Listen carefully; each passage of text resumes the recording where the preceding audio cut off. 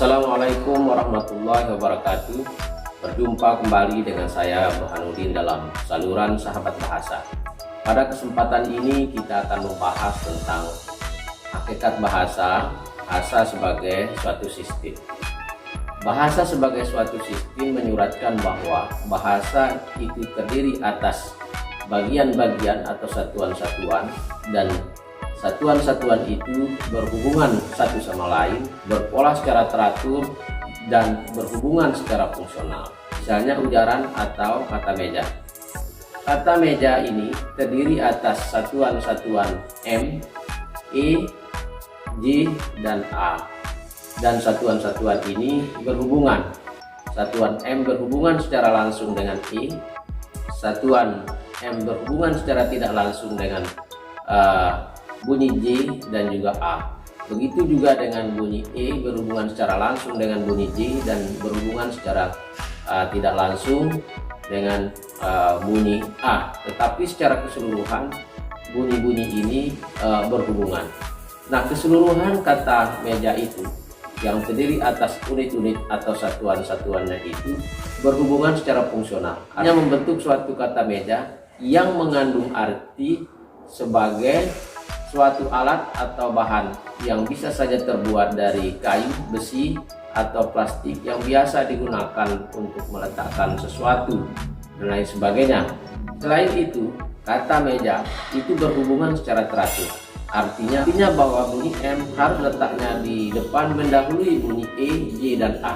Bunyi M tidak boleh misalnya diputar menjadi urutan kedua, ketiga, maupun yang keempat. Karena jika diubah urutannya akan membentuk satuan atau suatu sistem yang boleh saja sistem itu tidak mengandung makna, dan boleh juga sistem itu mengandung makna tetapi sudah memiliki makna yang lain. Pada tingkatan yang lebih besar, misalnya kalimat saya sedang mengajar, itu terdiri atas satuan-satuan saya, sedang, dan mengajar.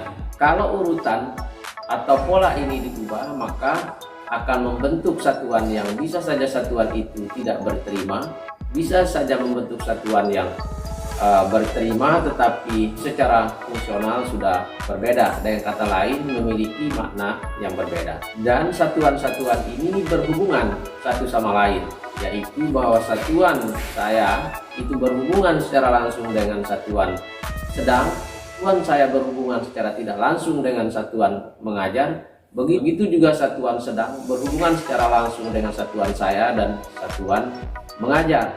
Tetapi ketiga satuan ini, satuan saya, satuan sedang, dan satuan mengajar ini berpola. Berpola artinya bahwa satuan saya itu mendahului satuan sedang dan satuan mengajar. Begitu juga dengan satuan sedang mendahului satuan mengajar dan mengikuti satuan saya untuk membentuk suatu fungsi yang dikandung oleh saya sedang mengajar. Jika pola kalimatnya diubah, maka bisa jadi kalimatnya akan tidak berterima, misalnya saya mengajar sedang, atau bisa saja kalimatnya berubah maknanya, misalnya sedang mengajar saya. Pasti penekanannya akan berbeda antara kalimat saya sedang mengajar dengan kalimat sedang mengajar saya. Ciri bahasa yang sifatnya terdiri atas satuan-satuan, dan satuan-satuan ini berhubungan, berpola secara teratur, yang berhubungan secara fungsional ini, maka bahasa itu bersifat sistematis. Karena bahasa itu tersusun menurut suatu pola tertentu. Karena sifatnya yang sifat sistematis, itulah bahasa itu mudah dipelajari. Bahkan kita dapat mengenali suatu kata yang tidak muncul dalam deretan kalimat meskipun kata itu ditanggalkan. Misalnya ibu seekor titik-titik. Nah, kita dapat menebak bahwa morfem yang mengikuti mem itu adalah morfem dasar yang berfonem awal hambat bilabial yang bisa saja berbentuk burung, beli, dan lain sebagainya. Begitu juga kata setelah kata seekor. Kita dapat menebak bahwa yang mengikuti itu adalah unsur hewan atau binatang yang bisa saja diisi oleh kucing, ikan, atau ayam atau sejenisnya. Bahasa sebagai suatu sistem juga bersifat sistemis. Sistemis artinya bahwa bahasa bukan merupakan suatu sistem yang tunggal. Artinya bahwa bahasa itu terdiri atas subsistem-subsistem, yaitu sistem fonologi, sistem morfologi, sistem sintaksis, dan sistem semantik.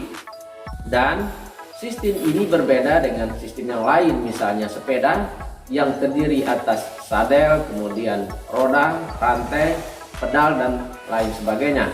Makna sistemis dalam bahasa sebagai suatu sistem itu bersifat hierarkial, artinya bahwa suatu subsistem terletak di bawah subsistem yang lain, dan subsistem yang lain terletak di bawah sistem yang lain.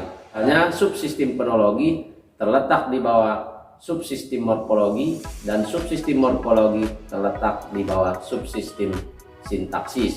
Demikian makna bahasa sebagai suatu sistem. Kita berjumpa kembali pada video berikutnya. Wassalamualaikum warahmatullahi wabarakatuh.